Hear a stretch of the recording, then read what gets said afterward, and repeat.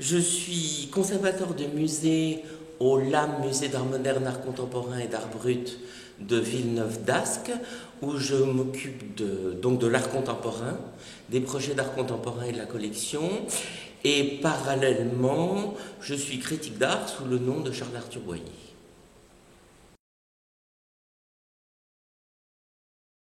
L'exposition, c'est le deuxième volet d'un projet dont le premier a eu lieu il y a un peu plus d'un an à la galerie Backslash à Paris et qui vise à interroger les formes et les expressions de la masculinité.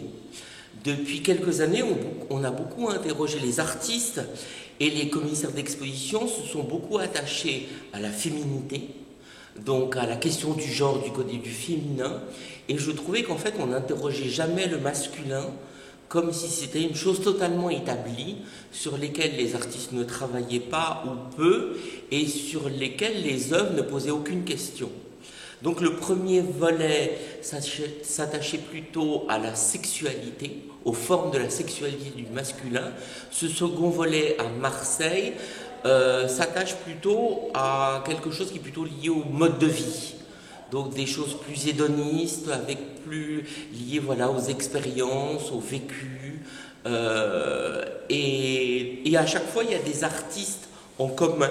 C'est-à-dire qu'il y a des artistes de la première exposition qu'on va retrouver dans la seconde.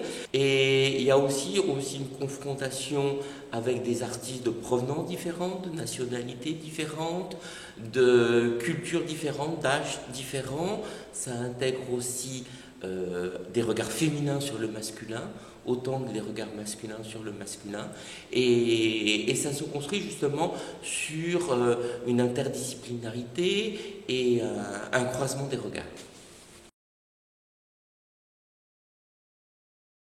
Cette thématique du masculin, des figures du masculin, ça vient du fait que pour moi, il y avait un manque. Ça vient aussi du fait que souvent, quand on a les figures du masculin, on pense aux figures de l'homosexualité comme si le masculin dans l'hétérosexualité ne posait pas de problème. Or, moi, ça m'intéressait aussi justement de poser la question du masculin à partir de femmes artistes ou d'artistes femmes, à partir d'artistes hétérosexuels ou d'hétérosexuels artistes, aussi bien que par rapport à des artistes homosexuels ou des homosexuels artistes, de montrer justement comment, comme aux États-Unis, une société hétérosexuelle manipulait des images homoérotiques.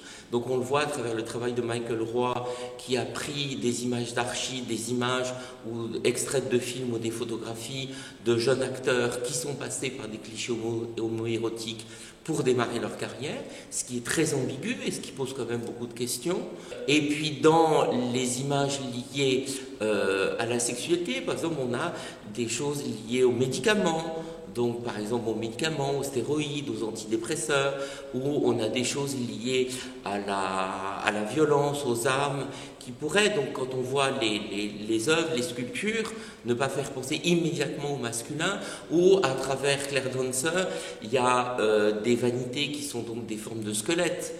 Et personne ne se rend compte que, par exemple, la façon dont à travers les dioramas, à travers les muséums d'histoire naturelle, les musées de l'homme, etc., notre rapport à la préhistoire est complètement sexué. On a un rapport au genre qui est très établi. Donc soit on dit c'est l'homme avec un grand H et jamais l'être humain, donc c'est bien l'homme qui est signifié, ou les représentations de la femme et les représentations de l'homme ne sont pas du tout les mêmes, y compris par rapport à la pilosité, par rapport à la couleur de la peau. Par exemple, dans la pilosité, on est complètement inverse.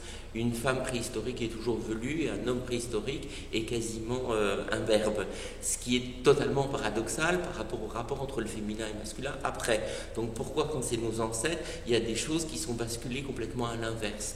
Donc il y a plein de figures inconscientes, c'est-à-dire notre rapport au genre est extrêmement culturel, civilisationnel, partie de notre inconscient collectif, et donc justement ça vise à interroger ça depuis, donc j'allais dire, les points de départ, vraiment en fouillant, en creusant. D'où l'intérêt voilà, d'avoir ces générations différentes et, et ce mixage aussi de formes différentes qui du coup résonnent les unes avec les autres. Les deux projets ont lieu dans des galeries privées, ce qui pour moi aussi est assez important, parce que du coup il y a un autre public qui va venir, et aussi c'est assez souvent, en fait, dans des musées ou dans des centres d'art, on voit des installations qui sont faites pour le lieu, j'allais dire des installations presque exceptionnelles. Comme si le musée ou le centre d'art était un sanctuaire dans lequel on pouvait aller dans des au-delà de la transgression. Et moi, ça m'interrogeait justement de ne pas avoir, j'allais dire, cette béquille ou cette protection-là. Quand on est dans une galerie privée, eh ben, c'est des œuvres qu'on peut acheter, qui vont aller chez les gens. Donc, on n'est pas dans ce registre de l'exceptionnel, de voilà, quelque chose d'unique, mais on est justement dans une circulation d'images. Et pour moi, s'attacher à l'identité, c'est aussi travailler sur cette circulation d'images, parce que la construction de l'identité passe par un rapport à l'image, mais des images très simples, des images de cartes postales, de posters, de souvenirs, ou maintenant avec les nouvelles technologies, de photos d'œuvres qu'on prend avec son téléphone portable. Et je voulais être dans ce registre de la circulation des images, et des images appropriables, disponibles, que les gens peuvent justement ramener chez eux. Donc pour moi c'était important que ça soit dans une galerie privée. Et donc à chaque fois le projet intègre les artistes présentés par la galerie et se reconstruit à partir du lieu de la galerie, du contexte de la galerie, des artistes de la galerie, mais en ayant la mémoire des volets précédents. Pour moi, faire une exposition donc, de groupe liée à un thème précis, c'est exactement comme quand on fait un repas. C'est-à-dire qu'on prend donc des propos d'artistes, puisque à chaque fois c'est quand même... Évidemment, ça peut être soit des artistes dont toute l'œuvre interroge le masculin, soit sur des artistes qui, à un moment donné, à travers une œuvre, se sont attachés à cette question-là. Et donc l'intérêt, c'est de mixer les choses, donc justement de prendre ce panel, et comme on fait un repas, eh ben, il faut un entrée, un plat de résistance, un dessert, donc il faut justement des médiums, des personnalités différentes, mais qui se complètent justement, parce qu'évidemment, le choix est infini. Donc il y a ce premier choix du contexte des artistes du lieu, d'abord tel qu'il est, du contexte des artistes de l'image de la galerie, des artistes présentés par la galerie, mais il faut aussi amener des nouveaux artistes qui n'ont jamais été montrés, donc amener sur d'autres pistes, amener d'autres regards, qui sont donc confrontés avec la mémoire de la galerie. Et donc à chaque fois, voilà, c'est des toutes petites liaisons qui fait qu'à un moment donné, on aboutit à une liste plus restreinte et il faut que cet ensemble produise quelque chose. Donc du coup, produise une cohérence, mais aussi produise une diversité, produise de la surprise, mais en même temps, il faut que ça soit comme un récit, c'est-à-dire c'est une suite de choses qui doit sembler assez naturelle, assez jubilatoire, donc pas une exposition pesante ou démonstrative, mais quelque chose qui soit assez, voilà, assez souple avec de l'air qui circule, et aussi amener justement, parce que le titre Accord perdu est un titre qui peut dire beaucoup de choses. Donc amener les spectateurs à découvrir le thème sans forcément le dire d'emblée. Voilà. Il faut qu'il y ait cette part de surprise et d'étonnement, et qu'au fur et à mesure, ils découvrent le thème sans le savoir.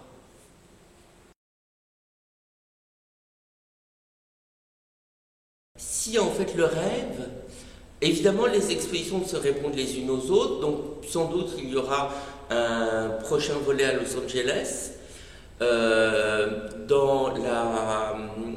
l'espace Do Not Enter, d'où vient en fait deux artistes, un duo d'artistes exposés ici, Slava Mogoutine et Brian Kenny, Et il y aura peut-être un autre volet à Berlin, donc les expositions se répondent entre elles, mais j'aimerais bien aussi que d'autres s'emparent de ce sujet et fassent une réponse. Mon rêve, c'est justement que, et plutôt qu'une femme commissaire d'exposition vienne et dise, eh ben moi j'ai envie d'y répondre à partir de mon point de vue de femme sur le masculin, avec d'autres artistes, mais choisis par une femme.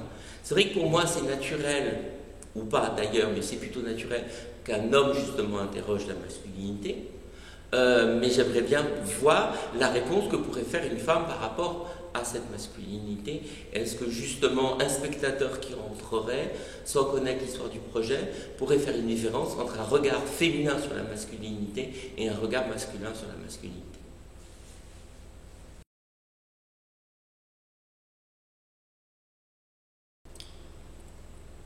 Exactement pareil qu'aujourd'hui.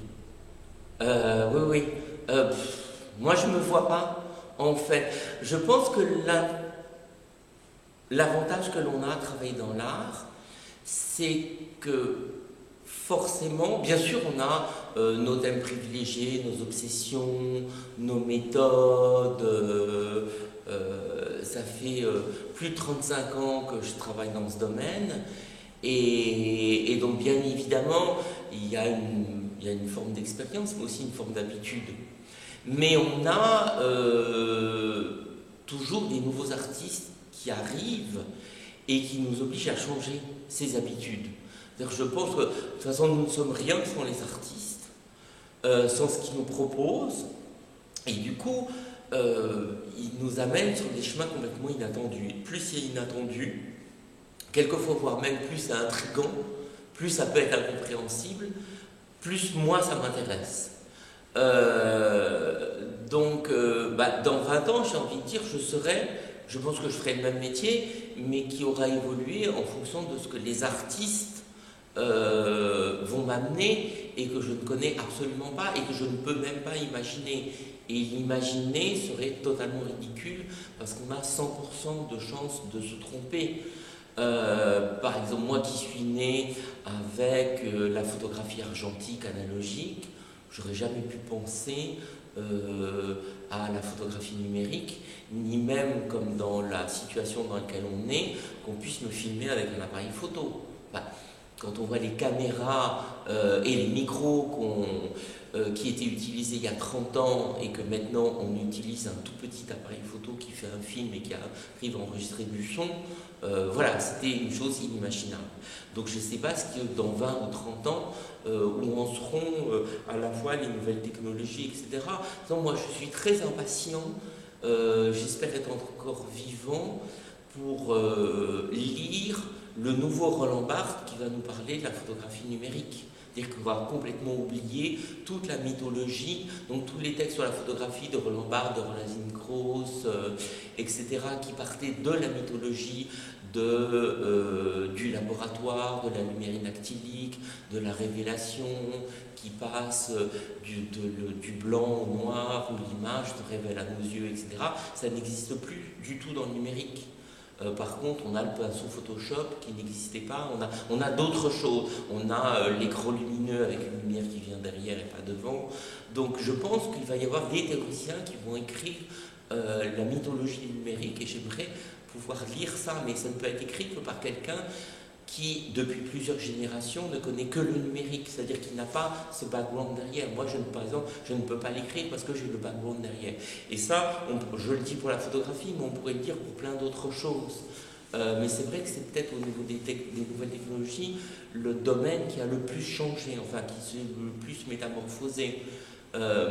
Mais par exemple, c'est étonnant dans l'exposition quelqu'un comme France Bizot, qui refait du crayon de couleur, donc un dessin au crayon de couleur hyper réaliste, pour redessiner des images d'un écran d'ordinateur avec soit des jeux vidéo, soit des recherches Google. Donc pourquoi utiliser le médium le plus anachronique, donc on pouvait penser qu'il allait devenir totalement obsolète et disparaître du paysage photographique, pour représenter la chose qui est la plus contemporaine. Et là aussi, c'est quand même une surprise qu'on ait un retour vers des techniques très complexes qui demandent du temps, etc., alors même qu'on est dans le domaine de la rapidité. On a dans l'exposition un photographe de 70 ans qui au contraire fait des posters en tirage laser à partir de photographie numérique, et on a une personne de 30 ans qui passe un mois à faire un dessin. On aurait pu penser exactement l'inverse. Donc voilà, donc je pense que tout ça nous fait évoluer dans notre manière de penser les choses. Donc à chaque fois, tout est remis en question par les propositions d'artistes.